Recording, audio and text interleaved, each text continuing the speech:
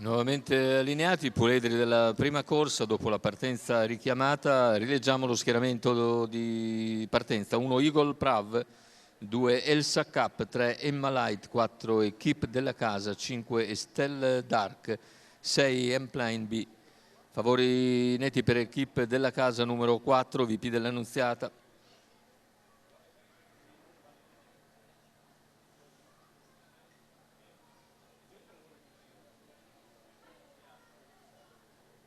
Macchina che stacca,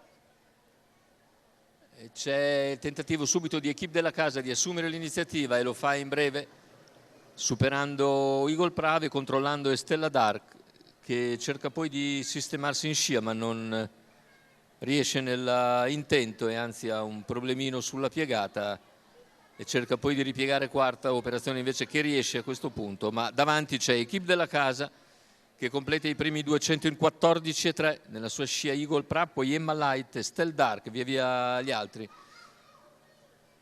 completano i 400 iniziali nell'ordine del 29,2. Tira via buona andatura il battistrada Equipe della Casa, che continua a guidare tallonato da Eagle Prav. Terza posizione per Emma Light, che concede invece un paio di lunghezze, e se ne vanno i 600 ora già in decelerazione, 45,1 comunque sempre sul piede dell'1,15 appena abbondante.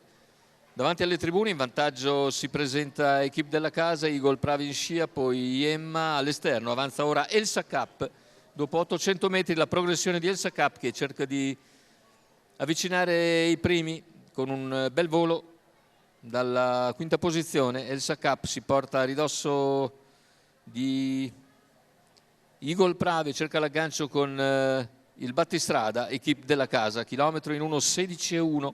Si continua a viaggiare su ritmi molto buoni, i primi tre prendono netto margine di vantaggio e ora Elsa Cup cerca di impegnare Equipe della Casa, che riparte a 400 dalla conclusione. Il parziale in 14,7 e a questo punto cala Elsa Cup e prova a spostare Eagle Prav, che va su Equipe della Casa. Eagle Prav appariglia completamente Equipe della Casa all'ingresso in retta d'arrivo, li impegna ai 120 finali e sembra in grado di passare anche abbastanza agevolmente. Ha speso molto l'avversaria e così nel finale Eagle Prav viene a vincere netto. Secondo posto per Elsa Cup, che lascia più indietro al terzo Equipe della Casa. 1,16,2 ragguaglio conclusivo con 31,8 a chiudere. E primo giro di gara sicuramente molto sollecito, e poi l'attacco di Elsa Cup. Tutto ciò ha favorito una Eagle Prav comunque molto molto positivo, che vince